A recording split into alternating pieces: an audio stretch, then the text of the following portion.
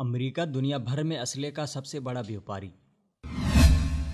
امریکی حکومت گزشتہ سال دنیا بھر میں متعدد غیر ملکی حکومتوں کو $10 بلین مالیت کی فوجی گاڑیاں اور ہتھیاروں کے نظام برآمد کر چکی ہے۔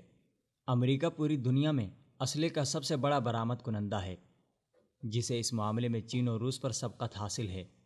پچھلے 5 سالوں میں 100 سے زیادہ ممالک نے براہ راست امریکی حکومت سے لڑاکا جہاز، بحری جہاز، بختر بند گاڑیاں اور میزائل خریدے۔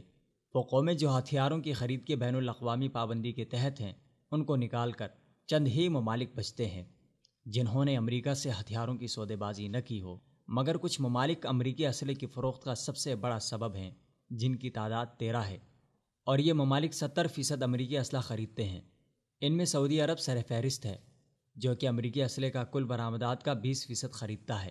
سعودی عرب، عراق، آسٹریلیا، متحدہ عرب امارات، قطر، اسرائیل، اٹلی، جنوبی کوریا، جاپان، میکسیکو، مراکش، مصر اور برطانیہ وہ 13 ممالک ہیں جو امریکی اسلحے کے سب سے بڑے برآمد کنندہ ہیں۔ امریکہ ہتھیاروں کی تجارت کو سیاسی اسٹریٹجک تعلقات سمجھتا ہے، اور وہ نیٹو میں شامل تمام ممالک کے ساتھ اسلحے کی تجارت کو اولویت دیتا ہے، جبکہ برطانیہ، جاپان، آسٹریلیا اور اسرائیل کو امریکہ اپنے قابل بھروسہ شراکت دار سمجھتا ہے۔ امریکہ میں دنیا کی سب سے بڑی ہتھیاروں کی تیاری کی صنعت قائم ہے۔ دنیا میں اعلیٰ ترین ہتھیاروں کی تیاری اور دفاعی آمدنی میں اضافہ کرنے والی 5 بڑی کمپنیوں میں سے 4 امریکیوں کی ہیں، جن کا نام لاک ہیڈ، جنرل ڈائنامکس، ریتھیان اور بوئنگ ہیں۔ یہ کمپنیاں امریکی محکمہ دفاع کو ایک منظم پروگرام کے تحت ہتھیار دیتی ہیں، پھر ان کے ہتھیاروں کی براہ راست دوسرے ممالک کو فروخت کی جاتی ہے۔ ان ہتھیاروں کی فروخت کے بہت سے معاہدات طویل المیعاد شراکت داری پر مبنی ہیں۔ امریکہ کی وسیع فوجی صلاحیت نجی ہتھیاروں کو صنعت کا سہارا دینے کے لیے کافی ہے۔